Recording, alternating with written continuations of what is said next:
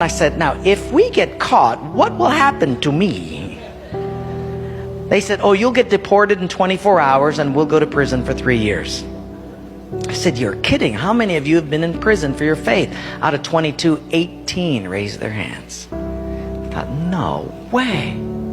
I looked at him and I said, you 22 people, how many people do you oversee? Because they were all of these small group leaders, underground church leaders in the Hunan province. I said, how many, if you counted up all the people under your jurisdiction, how many would it be? And they counted them up and they said, little over 20 million.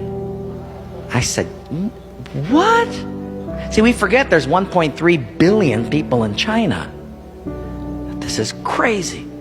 Well, I had 15 Bibles and I passed them out. Obviously 7 didn't get them. And I said, let's turn to 2 Peter chapter 1 and we're going to read it. And just then one lady handed hers to somebody next to her. And I thought, interesting. Well, we turned there anyway, and as we started reading it, I understood why she gave it away. She had memorized the whole thing. She just recited the whole chapter. When it was done, I went over to her at a break and I said, you recited the whole chapter. She says, oh yes, I've memorized many chapters. I said, where did you memorize many chapters? She said, in prison.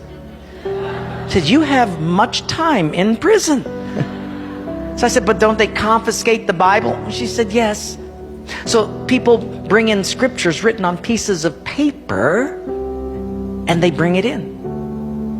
So I said, but then if they find that piece of paper on you, won't they confiscate that? She said, oh yes, that's why you memorize it as fast as you can. Because even though they can take the paper away, they can't take what's hidden in your heart. I thought, wow. Well, after 3 days, you fall in love with these people. And when it was done, I said, how can I pray for you? I'm going to go back to America. And you guys have been just so wonderful. How can I pray for you? They said, you know, Wayne, you guys can gather like this whenever you want to in America. We can't. Could you pray that one day we'll be just like you? And I looked at him and I said, I will not do that. Big incredulous eyes looked at me and they said, why? I said, because you guys rode a train for 13 hours to get here. In my country, if you've got to drive more than an hour, people don't come. You sat on a wooden floor for 3 days. In my country, if people have to sit more than 40 minutes, they leave. You sat not only here for 3 days on a hard wooden floor, but you did it without air conditioning. In my country, if it's not padded pews and air conditioning, people don't often come back. In my country, we have an average of 2 Bibles per family. We don't read any of them.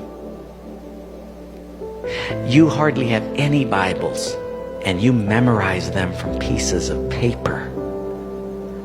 I will not pray that we become like, you become like us, but I will pray that we become just like you.